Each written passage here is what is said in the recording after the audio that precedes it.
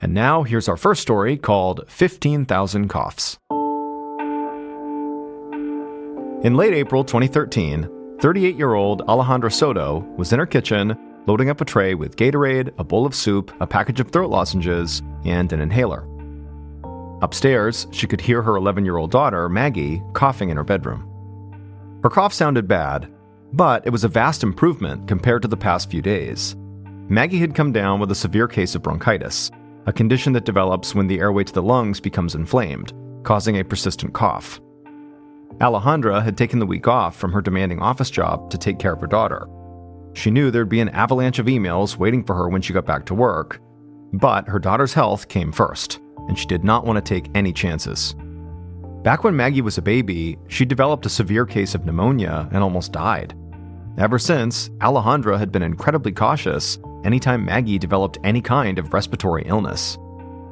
Thankfully, though, Maggie did seem to be recovering from this latest bout of bronchitis. She'd been on medication for the last 4 days and seemed to now have more energy and strength too. Alejandra hoped that in another few days, the bronchitis would disappear completely. As Alejandra grabbed the tray of supplies for her daughter off the kitchen counter, her phone lit up. It was more calls from clients that she was missing. She took a calming breath and reminded herself that in a few days she'd be back at work. Then she could put in some overtime to catch up, and everything would go back to normal.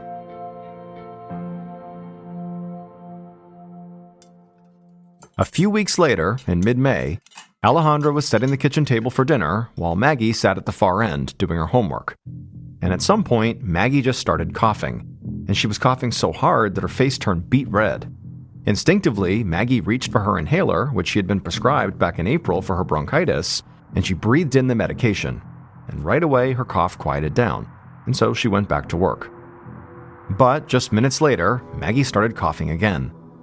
As Maggie took another puff from her inhaler, Alejandra rushed over and began rubbing her daughter's back, trying not to show how concerned she was.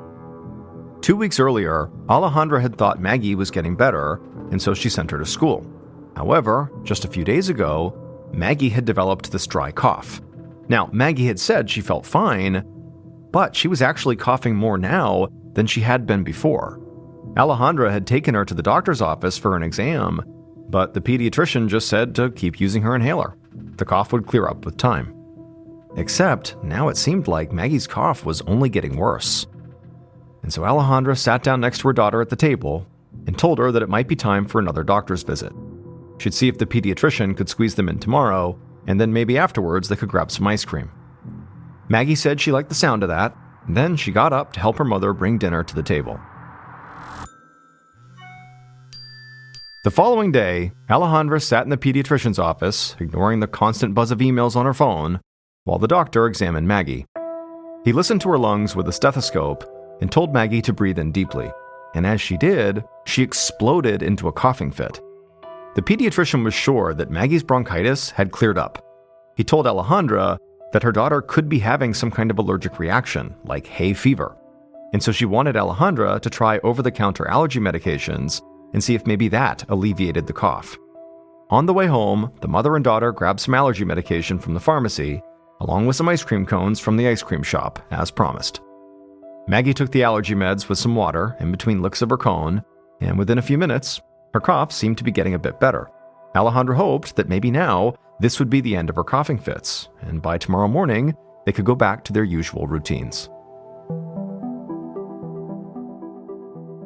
A month later, Alejandra sat inside of a dimly lit acupuncture spa that smelled like incense. Her daughter Maggie was lying on a massage table in the center of the room, looking completely calm as an acupuncturist pressed thin needles into her forehead. Alejandra tried not to flinch as she watched. She was very squeamish about needles and was impressed by how little they seemed to bother Maggie. In fact, this was the calmest Maggie had looked in weeks. She wasn't coughing at all. Generally, Maggie's cough had gotten drastically worse. Most of the time, she was coughing about every 4 seconds. She coughed all day long from the time she woke up to the moment she fell asleep.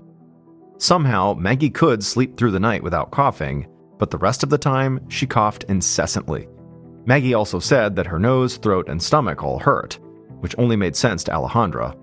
She estimated that Maggie was coughing more than 10,000 times a day. Alejandra was genuinely scared for Maggie's health, and so at this point, she was basically willing to try anything to help her daughter. And since Western medicine did not seem to be solving Maggie's cough, Alejandra had decided to try something different: acupuncture. And so far, the acupuncture appeared to be working. Maggie's cough went away while the acupuncturist placed the needles around her body. Alejandra had no idea why this treatment seemed to work when so many others had failed, but she was not about to question it. After the acupuncturist had finished applying all the needles, they slowly began to take them back out again. She had Maggie breathe in deeply and sit upright as she worked. Alejandra felt relieved. They'd actually found a treatment that seemed to work. However, after all the needles were out and Maggie got off the table, she immediately began to cough. 2.5 months after that, Alejandra sat in a hospital examination room, watching a neurologist test her daughter's coordination skills. The doctor had Maggie mimic his movements as he balanced on each foot and tapped his nose and did a few dance moves. Maggie laughed in between coughs as she followed his choreography. It was clear the doctor was good at working with kids, and Alejandra was grateful for that, because it had been a long day. They'd been at the hospital since that morning, putting Maggie through a battery of physical exams, lab tests, and imaging scans. The doctors wanted to explore every possibility because, at this point, Maggie was coughing an average of over 15,000 times a day. Alejandra did her best to put on a brave face in front of her daughter, but inside, she was a mess. For sure, she was terrified that something mysterious and potentially deadly was making her daughter ill, but Alejandra had to admit that she was also very stressed about all the work she'd been missing to make all of these doctor's appointments. Eventually, she would have to clock a lot of extra hours just to catch up, which meant more time away from Maggie. Now, she would do anything for her daughter, but physically and emotionally, she was reaching a breaking point. At some point, the neurologist told Maggie to have a seat, and then he bent over his clipboard to scribble a few notes. Alejandra held her breath, hoping the doctor would have some kind of news. But instead, he said there was nothing wrong with Maggie's coordination skills. However, the neurologist said he had a theory about what might be wrong with her. There was one last specialist he wanted Maggie to go see. A week later, Dr. Daniela Vega took notes while her new patient, Maggie, sat at the kid-sized table in her office, coughing away as she worked on a puzzle. Dr. Vega was a psychologist, and Maggie had been referred to her office by the neurologist at the hospital. Dr. Vega asked Maggie to describe her symptoms. Between coughs, Maggie told her that her nose and throat hurt, her stomach ached, and sometimes she got these tingly sensations in her thumbs and pinky finger. She said she coughed all day long, except for when she was sleeping or receiving acupuncture treatments. Dr. Vega made a few notes while Maggie continued to cough and work on her puzzle. But just a moment later, Maggie clearly stopped doing her puzzle and let out a huff like she was bored with the puzzle and with this appointment. Dr. Vega asked a few follow-up questions, but now Maggie's answers were short. There was an edge of annoyance in her voice. But to Dr. Vega, it made sense. Maggie had been to so many doctors at this point, she'd very likely answered all these questions dozens of times, yet still she was coughing. As Dr. Vega watched Maggie cough, she noticed she had a little routine. Maggie would scratch her nose, then squint, and then cough. Every few seconds, she'd scratch, squint, cough, over and over like clockwork. Dr. Vega made a note of it. Then the doctor put her clipboard down and asked Maggie what kind of music she listened to and what her friends were like at school. Maggie looked surprised, but she started telling Dr. Vega all about her classmates, her favorite subjects at school, and what she wanted to be when she grew up. Suddenly, Maggie was animated and engaged and seemed to love how intently Dr. Vega was listening to her. And while she was talking, Maggie barely coughed. Dr. Vega scribbled down a few more notes on her clipboard and thanked Maggie for sharing so much with her. Then she led Maggie back out to the waiting room where her mother was busy typing out emails on her phone. Alejandra stuffed her phone into her bag and rushed over to her daughter to ask how it went. Maggie very eagerly told her mother all about how she and Dr. Vega had talked about school and all the different things going on in her life and how fun the appointment was. And then after that, Dr. Vega asked them to wait for just a few minutes while she ducked into her office. She just wanted to reread Maggie's case file to make sure that the hunch she was forming was correct. Once she was back in her office, Dr. Vega pulled up Maggie's medical history. Specifically, she wanted to read the section about Maggie's case of pneumonia when she was only 18 months old. Dr. Vega suspected that there was nothing physically wrong with Maggie. Rather, her persistent cough was actually a vocal tic, a completely psychological phenomenon. The conversation she had just had with Maggie about her friends and about school and what she wanted to be when she grew up tipped off the psychologist. When Maggie was talking about things that interested her, she coughed less. The cough also disappeared completely when she slept, which would not necessarily happen if this cough was caused by an infection. But, perhaps most importantly, Maggie didn't seem worried about her cough or about trying to get better. It was almost like she subconsciously knew that she wasn't actually really sick. Dr. Vega suspected that part of what brought on this tic was Maggie's severe case of pneumonia when she was a toddler. When she was ill, her mother, Alejandra, had slowed down and paid way more attention to her. And then ever since, anytime Maggie had a cough or flu-like symptoms, once again, her mother would be extra attentive. Dr. Vega was pretty sure that subconsciously, Maggie was coughing to get attention from her mother, who seemed to be constantly overloaded with her work. And so while Maggie's cough was actually real in the sense that she really did feel this need to cough, the underlying reason for it was not physical. It was all in her head. Once Dr. Vega delivered this diagnosis, Maggie was treated with a low dose of an antipsychotic, as well as daily talk therapy that included breathing and muscle control exercises. After only a week of treatment, Maggie's cough rate decreased from almost 1,000 coughs an hour to just about 40. Then her doctors decided to try her on a different antipsychotic, and after only 12 days on it, Maggie stopped coughing altogether.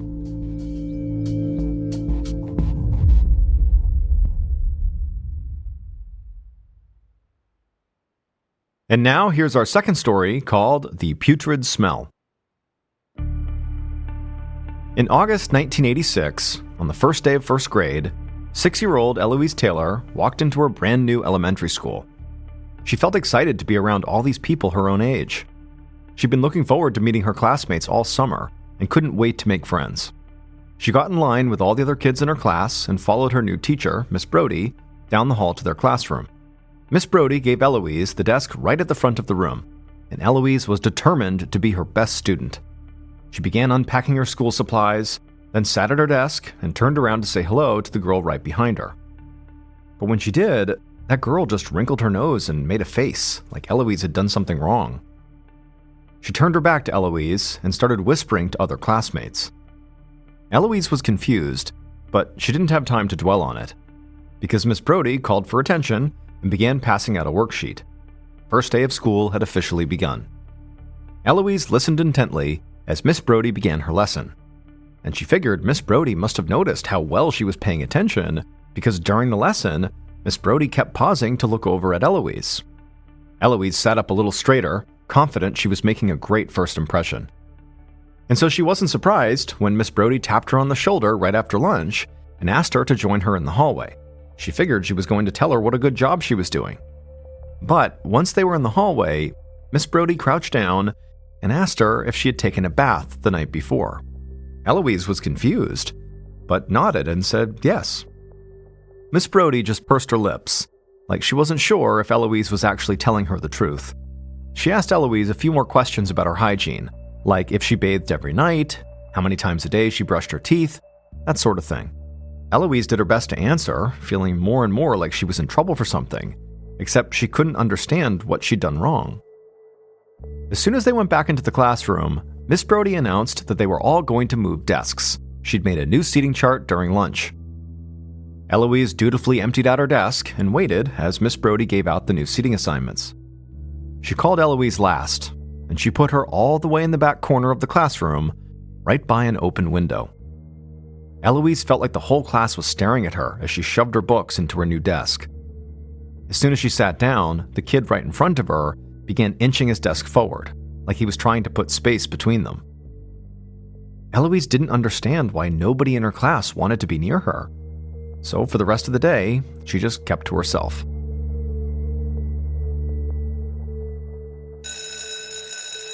When the final bell rang at 2 p.m., Eloise shoved her homework into her backpack as her classmates began filing out of the class.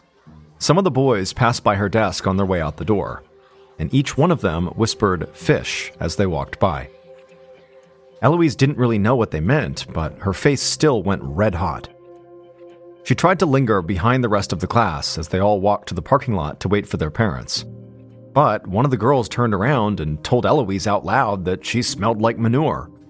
Then a couple of boys started chanting dead fish," over and over again.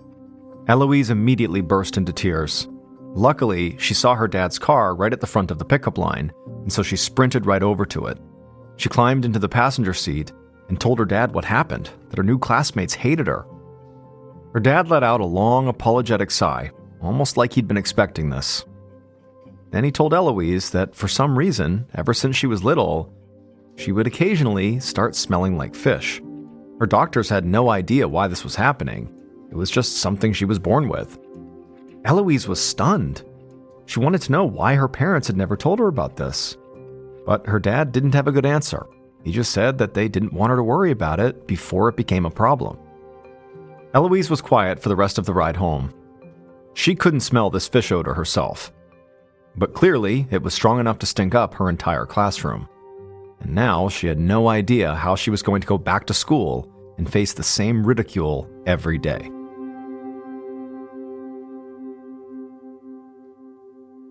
Over the next several years, Eloise tried to keep to herself, but some of her classmates still bullied her. And when she entered middle school, the bullying only got worse. One afternoon in 6th grade, Eloise was headed to class when a couple of 8th graders cornered her in the cafeteria. They threw tuna fish sandwiches at her and laughed about how bad she smelled. Their taunting drew a crowd, and suddenly the whole hallway seemed to be laughing at her. Eloise tried hard not to cry, but holding back the tears took so much concentration that she didn't have the energy to fight back or walk away. She just stood there, taking the ridicule, until the school librarian stepped in and told everyone to go to class. The librarian shielded Eloise until the hallway cleared out. Then she invited her to clean up in the bathroom and come have lunch in the library. Eloise nodded, her whole body shaking with adrenaline. She couldn't take the bullying anymore. She had to figure out what was causing the fish odor and find a way to make it stop. From that day on, Eloise ate lunch in the library. Though there were no computers in the school at the time, the librarian helped Eloise comb through the school's collection of encyclopedias and other textbooks to try to find a cure. However, 2 years later, by the time Eloise graduated 8th grade, she hadn't found anything. And doctors weren't able to help either. Nobody was able to figure out why Eloise smelled so bad.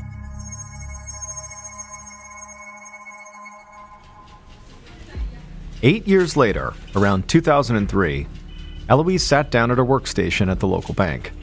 She was newly graduated from college and working on her master's degree in education. Her dream was to become a teacher, but in the meantime, she had gotten a job as a bank teller. Eloise sprayed herself with the perfume she kept in her bottom drawer, then logged into her computer. She quickly got so absorbed in her work that she didn't notice her supervisor walking up to her desk. He tapped on her shoulder and told her to pack up her things and follow him. He had some new responsibilities for her. Eloise smiled, but she had a sinking feeling in her stomach. She followed her supervisor to the very back of the bank, to an isolated room with a big window. He told her she was going to be the drive-through bank teller from now on. Eloise knew the real reason she had been moved here. She felt defeated. This was like 1st grade all over again when she got moved to the back of the class on day 1. A moment later, she could hear the soft hiss of a Lysol spray bottle down the hallway, and she knew that some of her colleagues must be spraying down her old workstation with air freshener. Eloise knew her fishy odor would eventually become a problem at work, even though she showered multiple times a day and constantly coated herself with perfume. The odor was just too overpowering. She couldn't blame her coworkers for not wanting to be around her. Eloise's odor was the reason she didn't have any friends, and it made her feel like she was a burden to her family. She didn't let herself get close to anyone.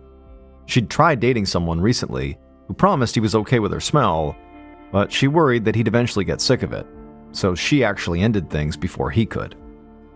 And now, she sat on the metal stool in front of the bank's drive-through window and tried not to take it personally when her supervisor shut the door on his way out.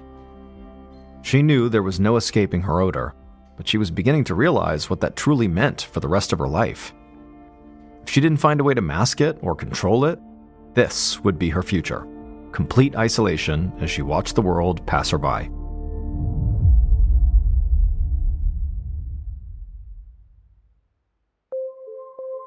The following year, in the fall of 2004, Eloise moved through her new classroom, opening up windows and setting up a few strategically placed fans.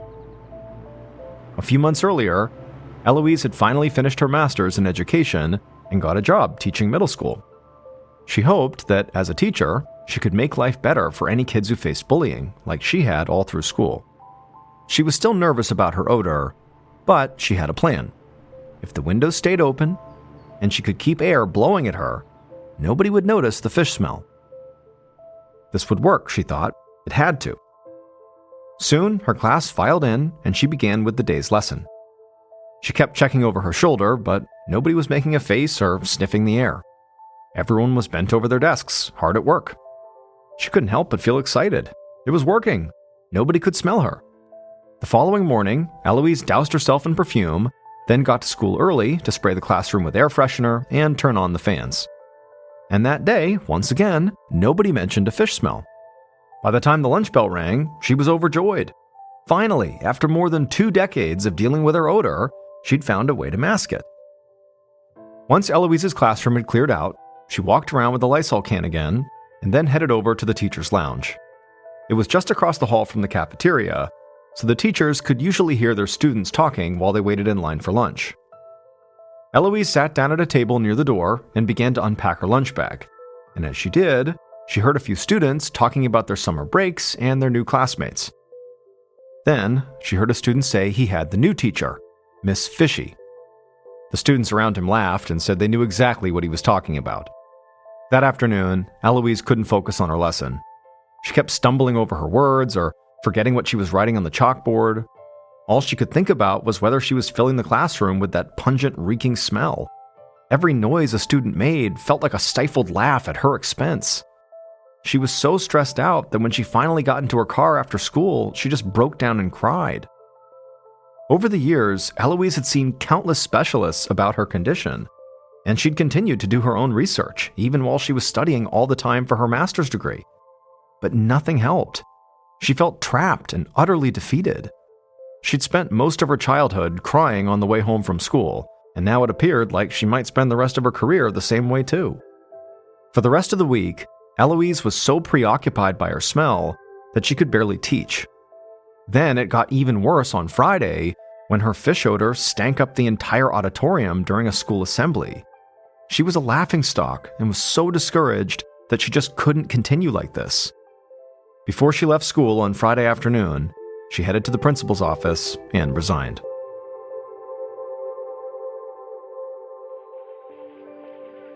A month later, Eloise sat on her couch feeling down. A random sitcom rerun was playing on her television, but she wasn't paying any attention to it. She was on her computer, scrolling mindlessly through a website with comedy videos. Eloise hadn't used the internet very much until she started her master's program, since the internet was still a newer technology. But now she was making up for lost time.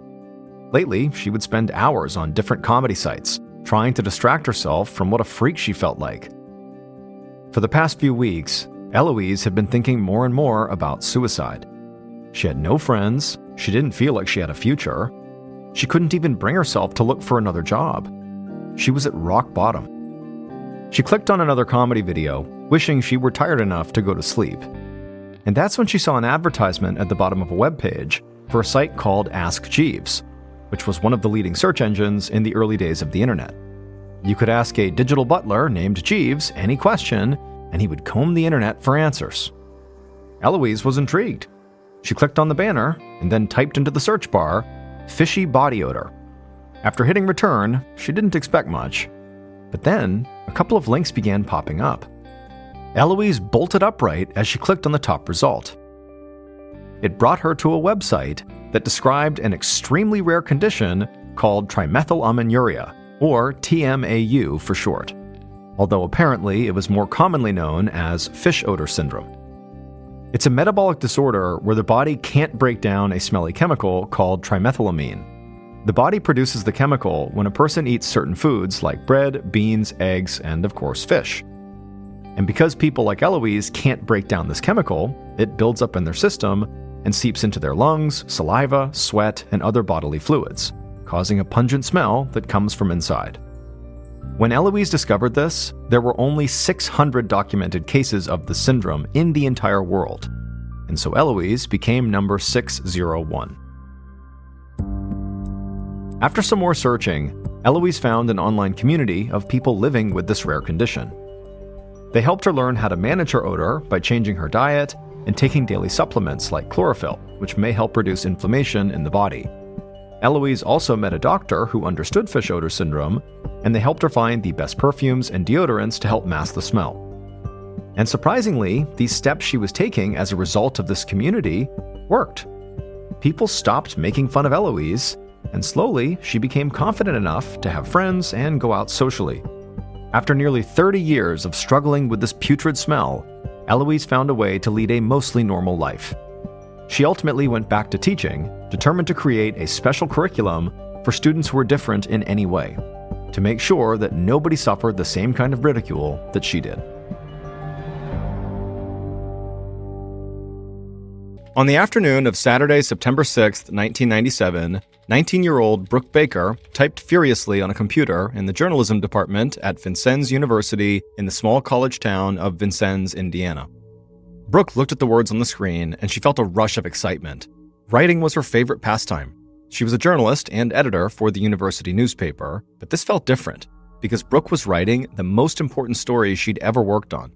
She finished writing her opening paragraph, read it over a few times, and then exhaled. This was a great start. And she'd secured a major interview in a few days that she knew would make this story the talk of the entire campus when it was done. Brooke loved the idea of having a story that she wrote be talked about by students and faculty. She was only a sophomore, but she already had clear goals for after graduation. She wanted to move to New York and become a writer for the highly prestigious Rolling Stone magazine. But to make that happen, she really needed experience writing major stories like the one she was working on. But in truth, it wasn't the attention or potential accolades that made Brooke want to become a professional journalist. She believed that good reporting and good writing could really make a difference in the world and that it could genuinely help people who needed help. And so that's why she had chosen to write this story in the first place, and why she was now willing to spend part of her weekend alone in the journalism department working on it. Brooke looked down at her watch and saw it was already 3 p.m., later than she realized. So she put her notes in her backpack and got ready to leave. But before she left, she checked her school email. She opened up the first message, and immediately she felt a pit form in her stomach. Then she glanced all around the room, like she thought maybe somebody was secretly watching her, and then she logged out of her email, slung her backpack over her shoulder, and rushed out of the room. Outside, she saw a young man named Steve Hoffman standing by the door with a huge smile on his face. Brooke had long, light brown hair with blue eyes, and today she was wearing jeans and a baggy t-shirt, and Steve thought she was one of the prettiest girls he'd ever met. They'd gone out a couple of times, and Steve hoped they would start going out more often. Brooke smiled back at Steve and apologized for keeping him waiting. He said it wasn't a big deal, that he'd only been there a couple of minutes, but then Steve noticed the worried look on Brooke's face, and he asked if everything was okay. Brooke said, yep, everything's fine. She was just stressed about the story she was working on. And then before Steve could ask any more questions, she took Steve's arm, and they began walking past all the red brick buildings that line the campus. It was a warm day, almost 90 degrees Fahrenheit, and a group of students were reclining nearby on the grass, soaking in the sun. The campus was always calm and beautiful around this time of the year, and just walking outside with Steve relaxed Brooke, and so she put the email she had just read out of her mind. A few minutes later, Brooke and Steve turned away from the center of campus onto a small street that had several fast food restaurants on it. Not far away, they could see a bridge that stretched all the way across the Wabash River and led into the state of Illinois on the other side. Brooke and Steve walked into a sandwich place, grabbed some food, and sat down, and before long they were talking about school and also their shared love of movies. And then at some point, as casually as he could, Steve asked if Brooke maybe wanted to come back to his apartment later that night to watch a movie. He said his roommate was going to be out, so they'd have the place to themselves. Brooke told Steve that did sound fun, but she already had plans. So maybe they could hang out and watch movies next weekend. Steve said that would be great, and then they talked some more and finished up their lunch, and then before long, they left the shop and began heading back to campus. And after walking for a little bit, it was time to part ways, and so Brooke thanked Steve again for lunch, and then she walked past the journalism department building and crossed the street to her house. Brooke had chosen this small white wooden house to live in during her sophomore year because it was so close to the university building where she spent most of her time, the journalism building. She also chose it because she could afford to live there by herself. Brooke loved spending time with people, but she also loved having a quiet place to write without any distractions. But tonight was not going to be one of those nights where she wanted total silence and peace because she wasn't writing. Instead, she was going to a party. And so Brooke went inside her house, she dropped her backpack on the floor, and then headed to her bedroom, where she began digging through her closet and laying out clothes to figure out which outfit she was going to wear for the fun that night. After midnight on September 7th, so about 9 hours after Brooke met Steve for lunch, Brooke danced to the music blaring through a small house located just off campus. The party she was at had been raging for a while, and Brooke was having a great time. She'd been really stressed about the story, and this was a good chance for her to blow off some steam. Brooke grinned at the tall young man dancing next to her, and then she wrapped her arms around his neck. His name was Tommy Williams, and he looked at Brooke just the same way that Steve did. He thought she was totally beautiful. And then Tommy asked if she wanted to get out of there with him. Brooke nodded and said, "Yeah, let's go back to my place." And so the two of them said their goodbyes to some friends, and then they left together. The two walked for a few minutes through town and then eventually cut across the campus, which was empty except for a couple of other students wandering home after a night out. Brooke and Tommy had just passed the journalism department and had begun to cross the street to Brooke's house when suddenly bright headlights lit up their faces and they stopped walking. Brooke turned and saw a campus police officer sitting in his vehicle on the street. Brooke grabbed Tommy's hand and told him to walk fast. And so the two crossed the street the rest of the way, and they approached Brooke's house, but before going in, Tommy asked Brooke, "Hey, what's going on? It's just a campus cop. He's most likely just out here looking for drunk students. We're okay. We're not going to get in trouble." But Brooke would say that the guy in the vehicle was not just a campus cop. He was also her landlord, and he totally creeped her out.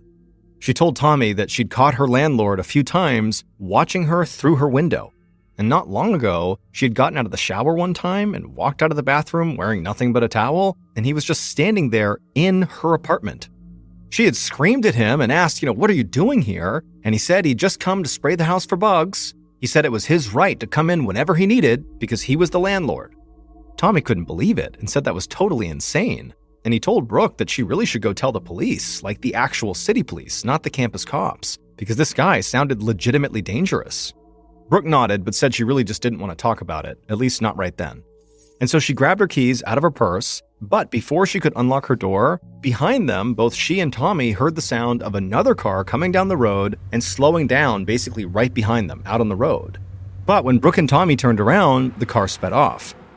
Tommy didn't get a good look at the car, and so he just asked Brooke, "Hey, who was that? Who would be pulling up in front of your house and then speeding off in the middle of the night?" Brooke just shook her head. She didn't say anything, but she actually did recognize this second car. It was Steve's.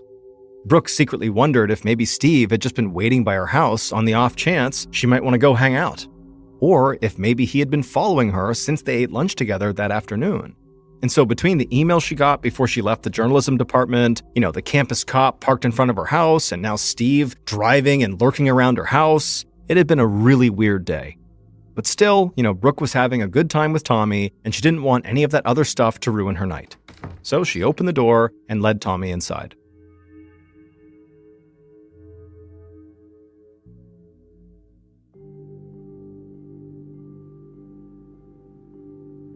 At 9 p.m. that night, so basically 20-ish hours after Brooke and Tommy went inside of Brooke's house, Brooke's brother knocked on Brooke's front door and called out to his sister.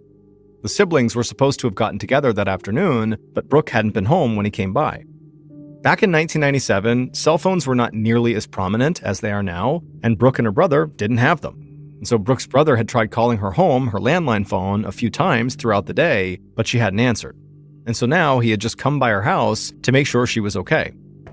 And so the brother knocked on the door one more time and waited a few minutes, but when he didn't hear anything inside and, the door didn't open, finally he just reached into his pocket, pulled out his keys, and used the house key that Brooke had given him for her place, and he unlocked the front door. Once he stepped inside, he immediately heard the sound of water running in the bathroom. He figured Brooke must be taking a bath or a shower, so he shouted out to let her know that he was there. But again, nobody responded. Brooke's brother walked down a short hallway towards the bathroom, continuing to call out for his sister, but when he got down the hall, he saw the bathroom door was wide open, and so was the shower curtain, and Brooke wasn't in there. He walked into the bathroom and went straight to the bath, and when he did, he was just confused. The water was running in the bath, and several wet towels were laying in the middle of the tub. He turned off the water and then walked out of the bathroom and headed down the hall towards Brooke's bedroom. He knocked but got no response, and so eventually he opened up the door and walked inside, and right away he turned his head, because the lights were on in the bedroom, and his sister was totally naked, asleep in her bed, and part of her body was exposed. And so Brooke's brother immediately said, I'm so sorry, and he shielded his eyes. And as he was standing there, he didn't hear his sister kind of reacting to his presence, and he knew his sister was actually a really heavy sleeper, and so without looking, he sort of walked over with his head turned away and was starting to cover his sister up with a blanket, to keep her warm. But as he did, he stopped, because something just didn't seem right. He's not looking at his sister, but he can hear her, or more specifically, he can't hear her. He can't hear her breathing. So finally, the brother just turned and looked directly at his sister and also the wall above the headboard, and he just started shaking uncontrollably. And then a moment later, he turned, ran to the kitchen, grabbed the phone, and dialed 911.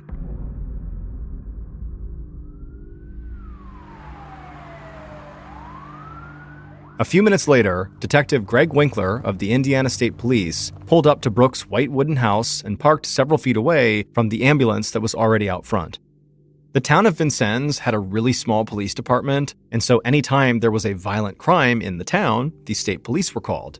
But that really didn't happen very often, and when it did happen, these violent crimes almost never occurred near the college campus, and so Winkler had been very surprised when he got this call. He stepped out of his car and looked up and down the street. It was basically empty, and so Winkler was clearly the first cop to have arrived at the scene. So Winkler walked over and introduced himself, and even though it was pretty dark out in front of the house, Winkler could tell the young man had been sobbing.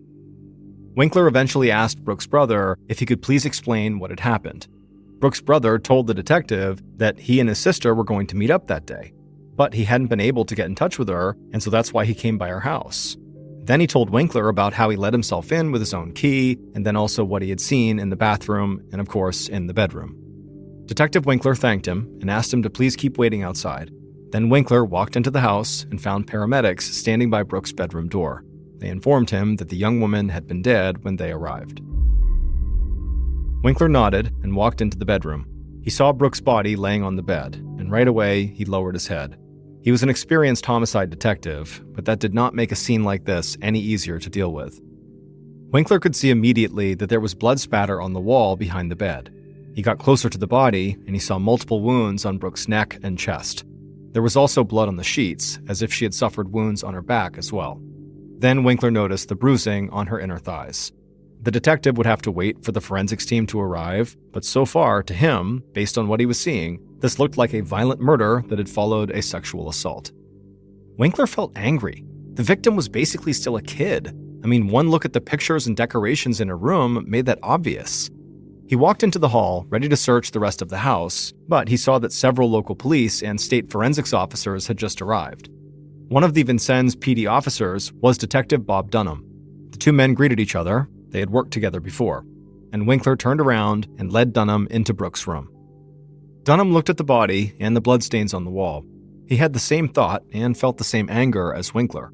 Someone most likely had raped this young woman and then viciously killed her. A few minutes later, the detectives left the bedroom and began to search the rest of the house. They started with the bathroom, where those wet towels were laying in the bath, and then after that, they went to the kitchen, and they found the sink filled with water with several knives soaking in it. Durham called out to one of the nearby forensics officers, who then quickly came into the kitchen, and they all agreed at least one of those knives in the sink could be a murder weapon, so the forensics officer bagged up all the knives as evidence. After that, the detectives continued their search of the house, and they didn't find any sign of forced entry, and also they found Brooke's purse and some cash just laying out in the open. So from the looks of it, this didn't seem like a crime connected to a robbery. And not long after the detectives had done this search of the house, the forensics team that was also at the house determined that very likely Brooke had been sexually assaulted before being killed, just like the detectives had thought. The forensics officers also pulled DNA samples from Brooke's body, from under her fingernails, and also from the blood on the wall, and they informed the detectives that they would have further information about what happened to her after processing a rape kit. And so to this point, the detectives felt like they sort of had a good amount of information about what very likely happened here, a rape followed by a murder. A horrible thing, but relatively straightforward. And so the detectives believed they were looking for a man, maybe a current or ex-boyfriend who Brooke knew well enough to let into the house, because again, there was no sign of forced entry. Or if it was not a current or ex-boyfriend, they believed they were still looking for a man, but one who just happened to have his own key to this house. Winkler stepped outside and found Brooke's brother standing with a couple of officers. Winkler walked over to him and asked him to give him a more detailed timeline of exactly where he had been that day and also the night before. And Brooke's brother laid it out for him. When he wasn't trying to track down his sister, he had mostly been hanging out with friends. Now, the police would obviously have to follow up with his friends to confirm his alibi, but for now, they took him at face value, and then Winkler asked the brother if he knew of anybody else, friends, family, anybody, who might have a key to his sister's house. Brooke's brother thought about it and then said he was pretty sure he was the only family member who had a key, and then he also said that he did know Brooke's landlord also had a key. He told Winkler the landlord was a campus cop named Mike Nardine, and he knew that his sister could not stand him. Winkler asked why. Was he just like a bad landlord or something? But Brooke's brother said it was way worse than that. He said Mike used to watch his sister through the windows, and one time he had even let himself into the apartment unannounced. At this point, Brooke's brother looked right at Winkler, and the detective looked back and could see how angry the brother was. And so Winkler, sensing there was more here, asked the brother, is there anything else police needed to know about this landlord guy? And Brooke's brother just nodded. He said he was almost positive her landlord, Mike, had offered to let Brooke keep her rent money in exchange for sex.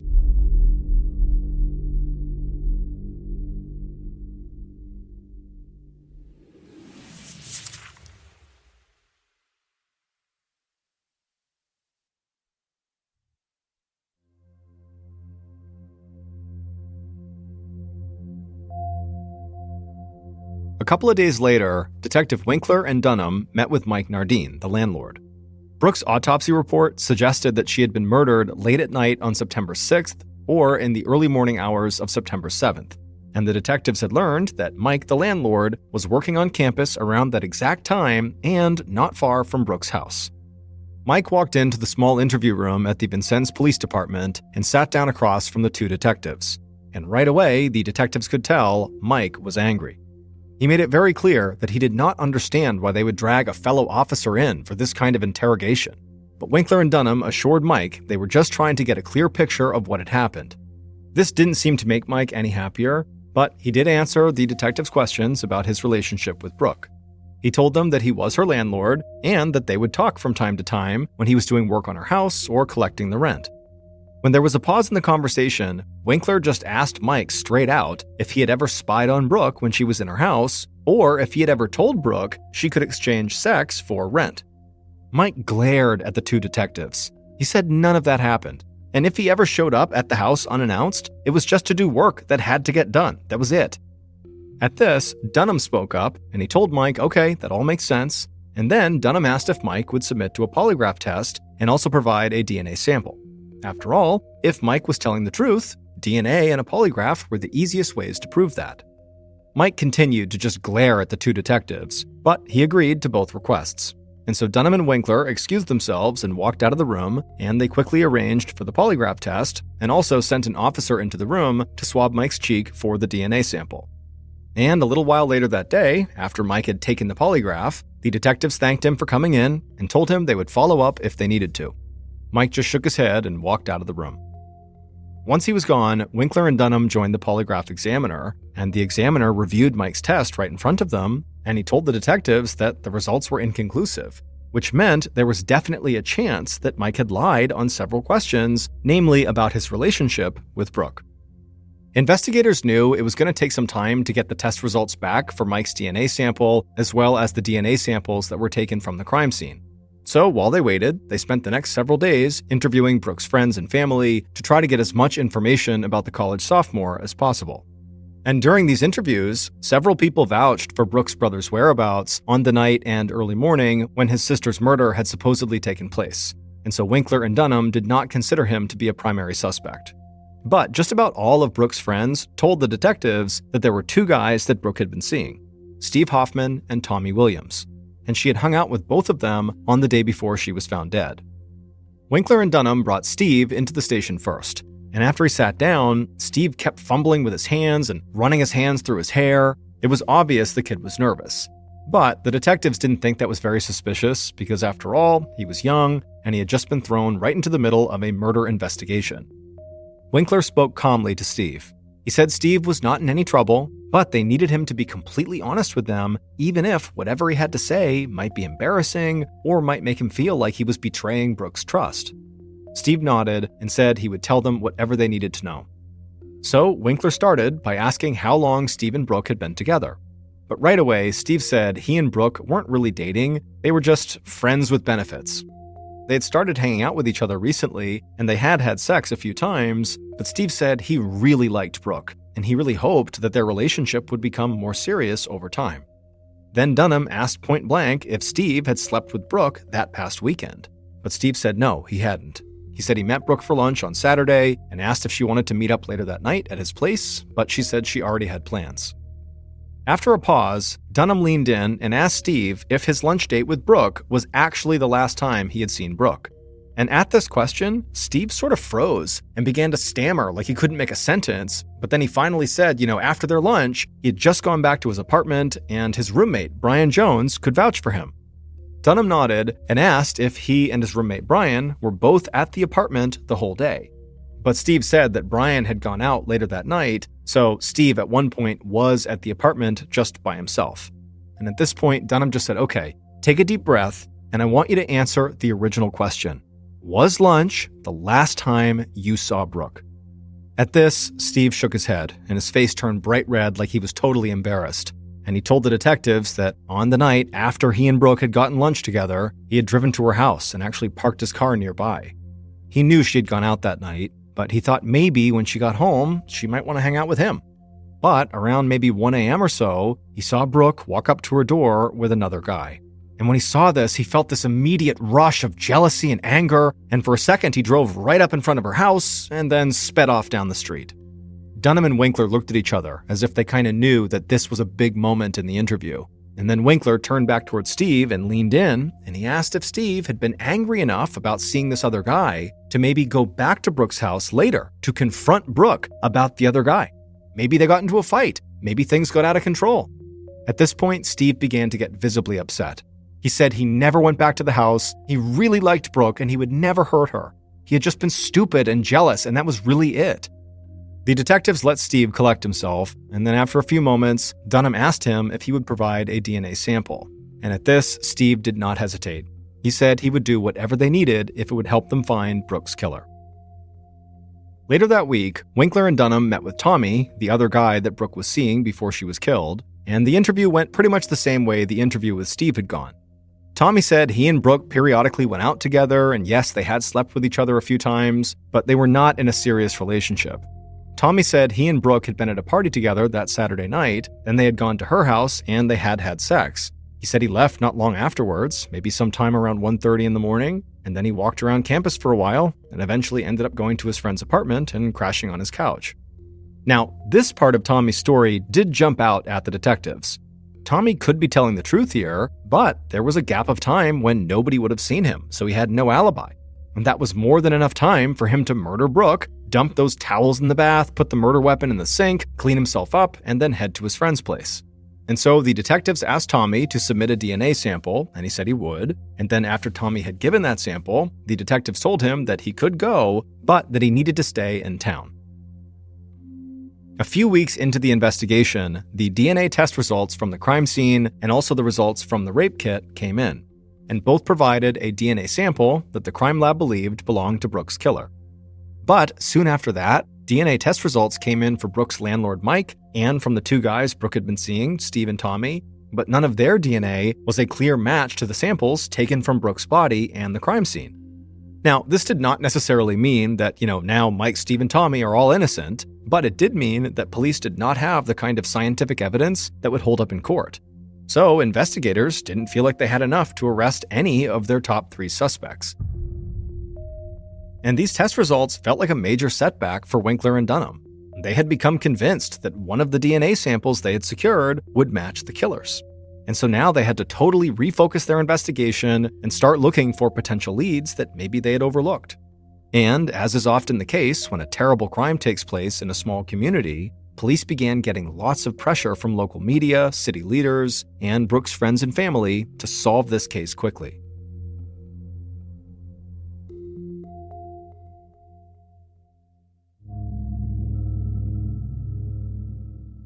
At around this time, Winkler and Dunham made their way across the university campus towards the journalism department. It was hard for them to describe, but even the campus felt like it was full of tension from this case. Like nobody could relax because they feared they might be the next victim because whoever did this had not been caught yet. The detectives entered the journalism department, walked down a long hallway lit with bright fluorescent lights, and found their way to a small office that was cluttered with books. In the office was one of Brooks' journalism professors, who also served as Brooks' advisor, and she welcomed Winkler and Dunham, and then she sat down at her desk. The detectives thanked her for meeting with them, and then Winkler got right into it. He asked her if she knew of any rivalries between Brooke and maybe other journalism students. He told the professor that at this point, the police were looking for anything that might point them in the right direction.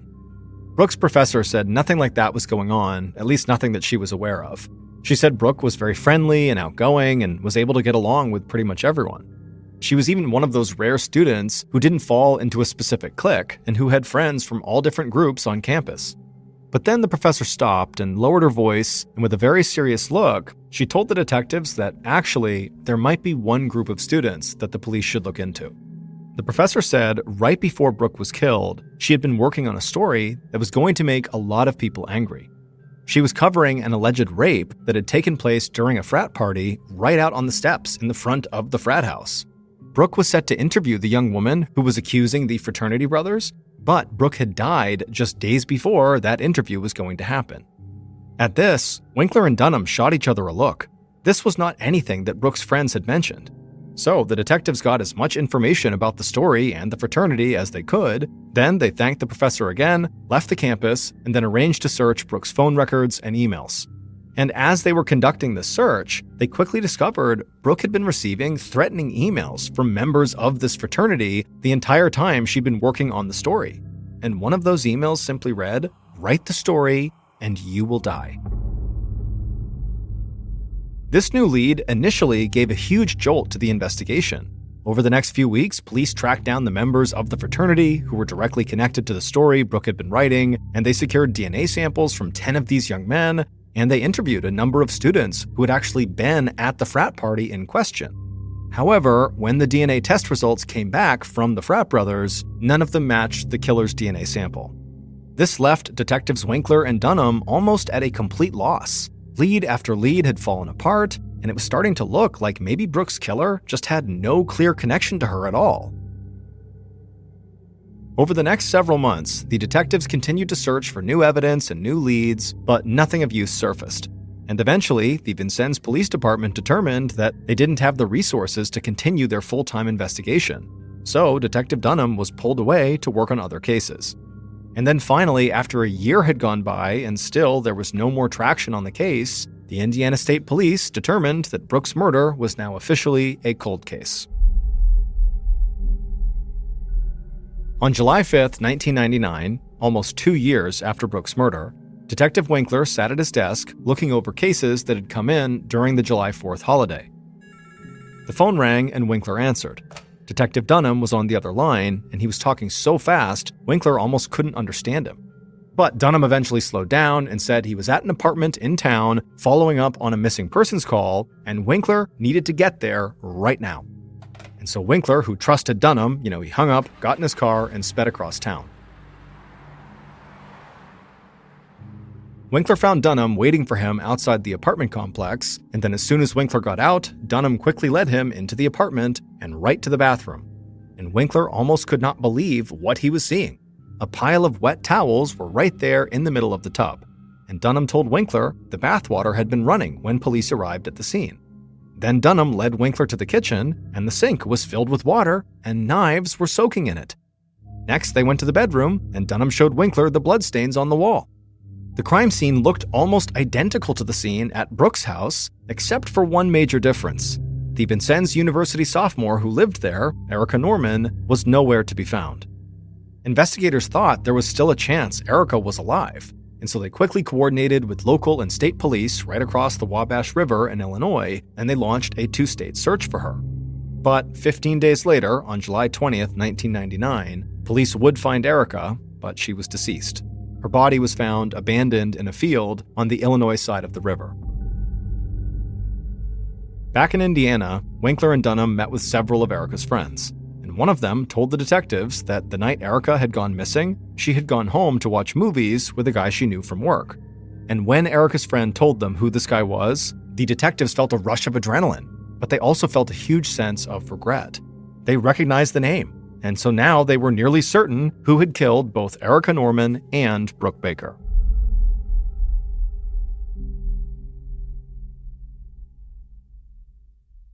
Based on DNA test results, evidence found at the crime scene, and interviews conducted over a 2-year period, the following is a reconstruction of what investigators believe happened to Brooke Baker in the early morning hours of September 7, 1997.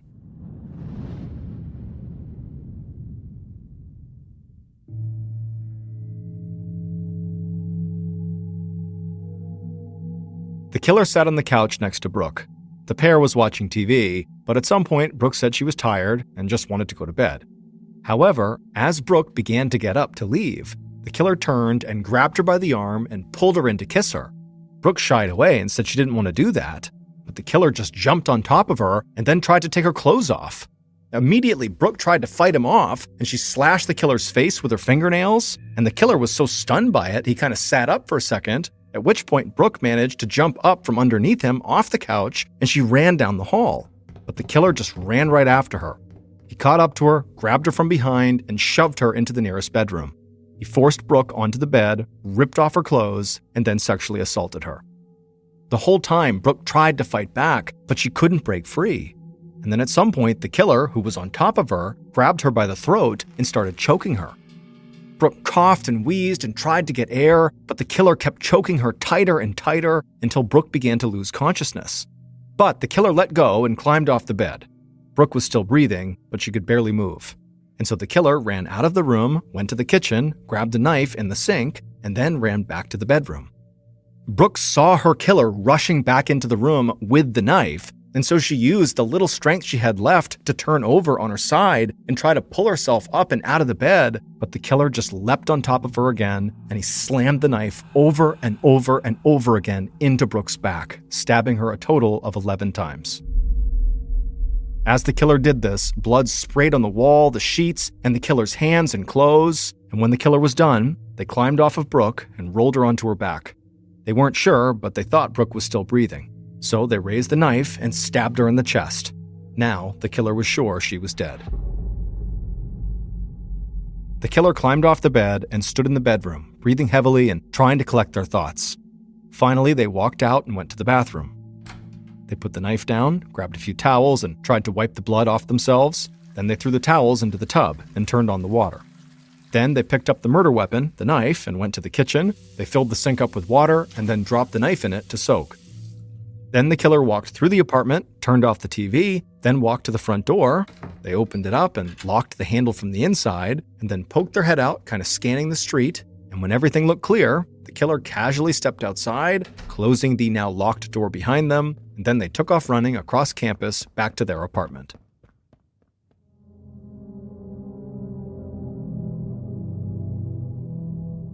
It would turn out Brooke had known her killer well enough to let them into her house, just as investigators had suspected. But the killer was not one of the young men Brooke was seeing. It was actually one of their roommates.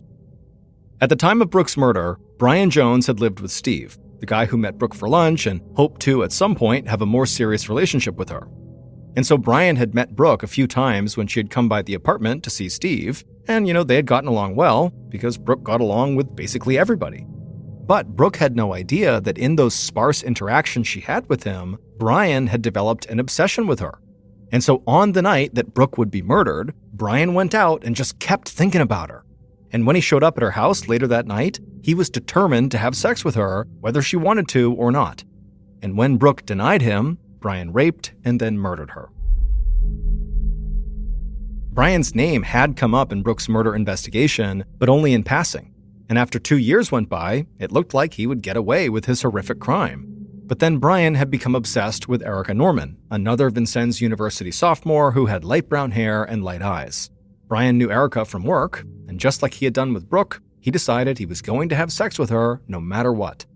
And on that night in July of 1999, he went to Erica's place to watch movies, but then just assaulted and murdered her almost identically to how he had done it 2 years earlier at Brooke's house.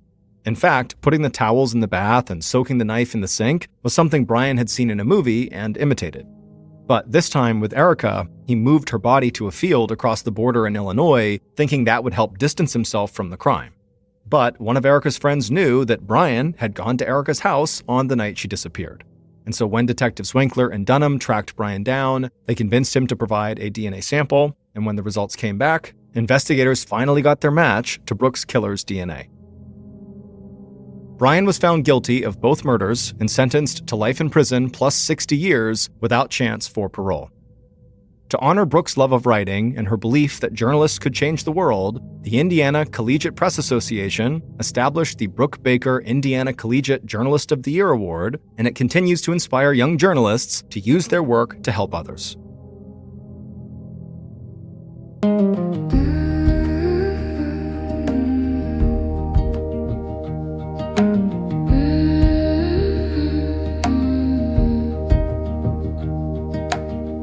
Hills are dressed in midnight blue, winds unravel the thoughts I knew. I walk the path where the old world slept, carrying light the shadows swept.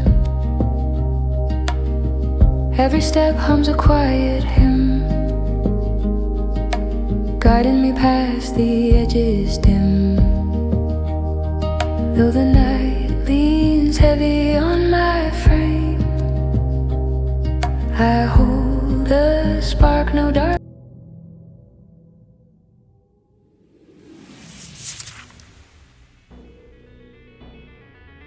Thank you for listening to the MrBallen's podcast. If you like today's stories and you're looking for more strange, dark, and mysterious content, be sure to check out all our studio's podcasts. They are this one, of course, the MrBallen's podcast. We also have MrBallen's Medical Mysteries, Bedtime Stories, Wartime Stories, and also Runfool. To find those other podcasts, all you have to do is search for Ballen Studios wherever you listen to your podcasts. To watch hundreds more stories, just like the one you heard today, head over to our YouTube channel, which is just called Mr. Ballen. So that's going to